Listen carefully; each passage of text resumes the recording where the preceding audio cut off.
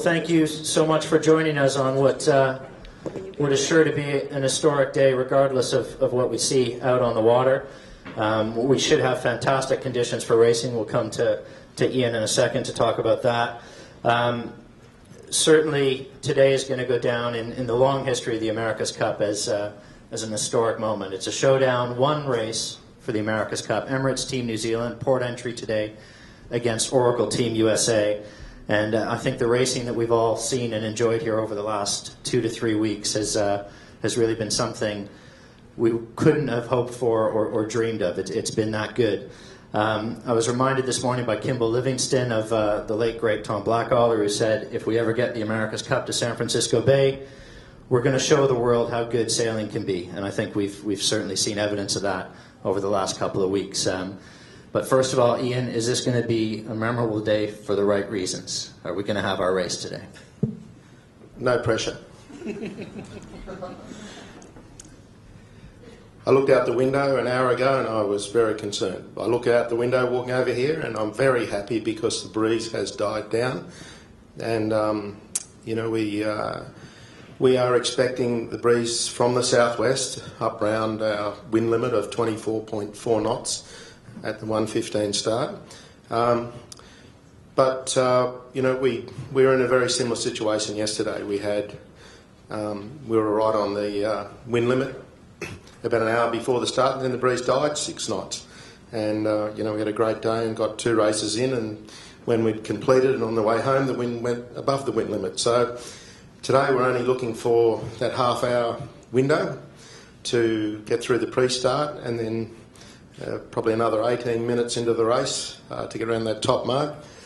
And I think, you know, there's some confidence in the air that we'll have a nice, strong southwesterly breeze under the wind limit and we'll get away on time. 24.4 for the wind limit. So, Stephen, it's one race, it's winner take all, it's a moment in history. What are your thoughts? Yeah, thanks, Peter. I sort of thought a bit about this press sort of briefing, and you know, sort of what would I say, and sort of cognizant that there are a lot of historians in the room about the America's Cup, and so I thought I would sort of steal from a lot of people and just sort of read something out. Australia was billed as the biggest threat to USA dominance of the America's Cup. The USA won the first and second races, but Australia took the third race and came back to win the 5th and 6th races after the USA had won the 4th. This was the first time the America's Cup had needed a 6th race, let alone a 7th. The Cup title came down to the 7th and final race. The pre-start was not typical, as neither party wanted to make a mistake. Over the course of the race, there were 3 lead changes, as well as relentless pressure of each of the yachts, as each of the yachts tried to provoke dramatic new turns of events. I ask you, does that sound familiar? We're here today and we're going to witness history. So I hope you enjoy it, because I know I certainly will be. Okay, thanks, Stephen. So, questions for either of the 2 gentlemen up here? Tom? Ian, I know that the teams have been reluctant to try to change the wind limit in the past. Given a day like today, where it's winner take all, they're both in the same boat. They both probably would like to see it resolved today. Could you? So let's say the wind was hovering right above the wind limit. I mean, could you conceivably go to both teams and say, let's get it done today? No. No. No. Wind limit's 24.4 knots. And they won't. But if they agree, it's just not the teams. It's the Coast Guard, the safety permit. It's mine. I think 24.4 knots is. It's, you know, it's the wind limit is 23 knots in the regulations. It has been extended to 24.4 today. And, you know, we haven't raced in 24.4 knots. You know, even in this series, we've seen you know, Team New Zealand up on their side. We've seen some pretty hairy moments, even Oracle Team USA going on the first mark, those 40-knot porpoises coming off the foils going on the first mark send chills down my spine every time I see it. And that was in under 20 knots of wind yesterday. I know we're all anxious, desperate for this thing to conclude today, but I will not put the risk of these guys on the line. While I've got the microphone, I'd like to ask you another question. That is, would you like to be regatta director next time around?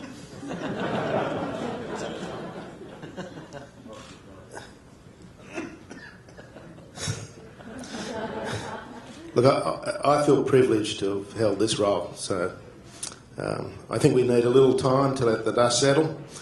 You know, who knows? Let's see where we go. Well, I think you've done a terrific job, but that's your decision and somebody else's decision, I'm sure. Okay. Thanks, Daniel. Hi, I'm Cindy. What statistics do you have for the territories watching? I have the number.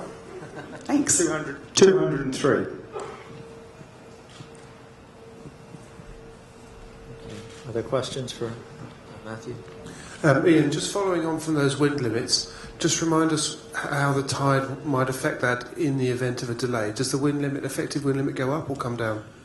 Well, I think the difficulty we face today is that past 13:15 start, the wind limit will come down, probably something in the order of about 0.1 every 10 minutes. And it sort of jumps a little bit, but, you know, it's in that order. And the breeze is likely to go up. So I think if we get away at 1:15 or close to it, is our best shot at resolving today. Luca. I'd like to ask Ian, but as a sailor, not as a race director, you think the problem in New Zealand right now is more in their mind or in their boat?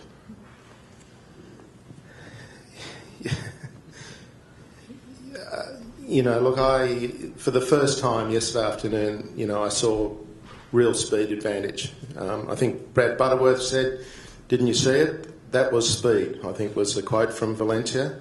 And, you know, I think it's been an incredible journey over the last week to see where not just a tenth of a knot, but knots of speed have emerged out of Oracle Team USA. I'm sure we've seen speed come out of Team New Zealand, but the percentage gain is clearly the pendulum has moved to Oracle. The first race yesterday, I actually, New Zealand, had a really bad, tough start and got well behind and caught up during the race. I think like everyone else, went into the second race, New Zealand round, got to a 200-metre lead and thought, New Zealand's doing everything right. 200 metres past the bottom mark, Oracle's back in front and went on to win by a minute. Where did that come from between races? It's the same dagger boards, same equipment, looked to me to be the same sails, same crew. So clearly there's a lot going on in how they're using the information. The wind speed wasn't too much different between the two races, maybe a knot or two, but the end result was extraordinary. Yes, sir. Ian, did the teams ask for new certificates this morning?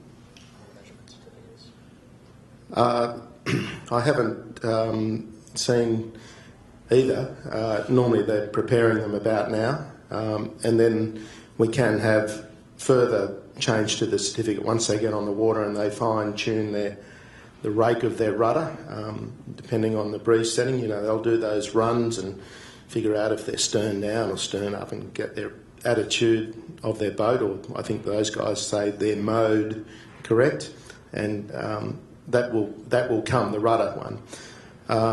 But no, I haven't seen any certificates yet today, but as I've said a couple of times, every day every race there's been a new certificate for Oracle. We'll have to wait and see, but the weather forecast today is quite similar, maybe a little bit windier than yesterday, and everyone's looking for a little bit. I'm sure I would be surprised if we don't see 2 new certificates. Would probably be the real answer. There's a question at the back. If you can just wait for a second for the microphone that's coming. Hi, I'm Angela Cox here from the Seven Network Australia. I'm just wondering if you think there's something wrong with the regatta when you've got these amazing Aussie sailors and they're not competing for Australia because it's too expensive. They're going to win it for America or the Kiwis.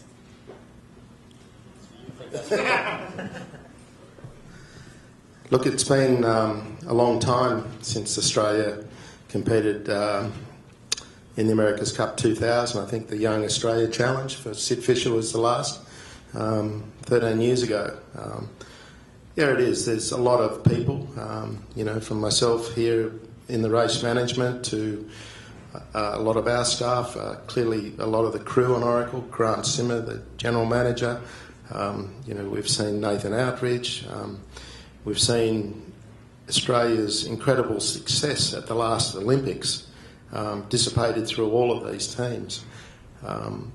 And I think for Australia, that was ever so proud when we won in 1983.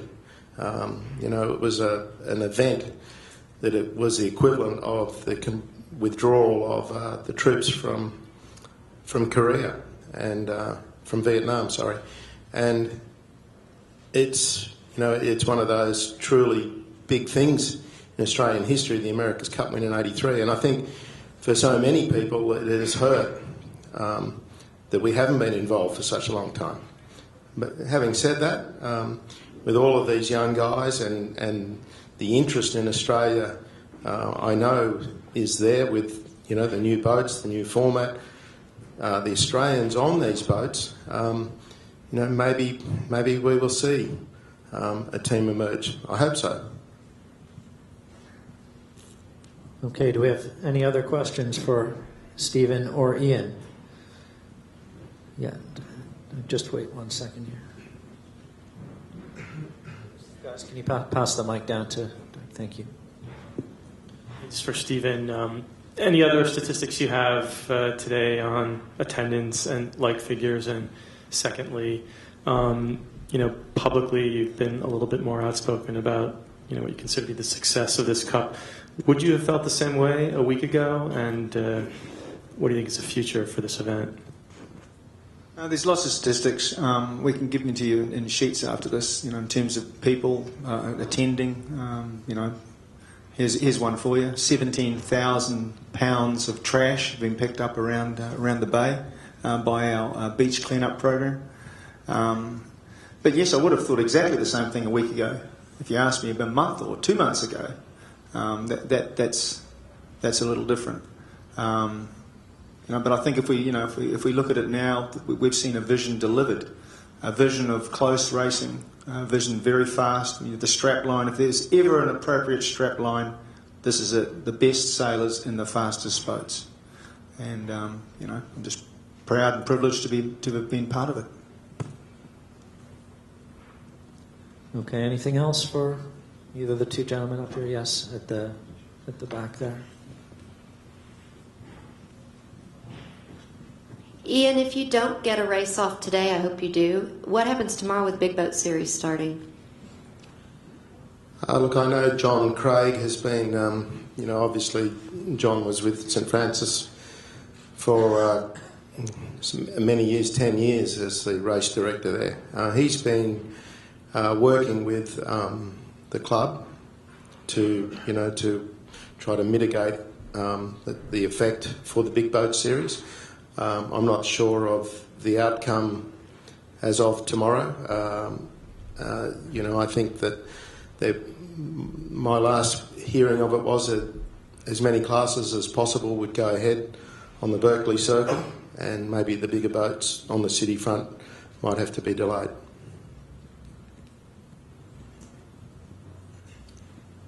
Okay, well, that will do it. With all due respect, I hope we don't see you here tomorrow morning for the same thing.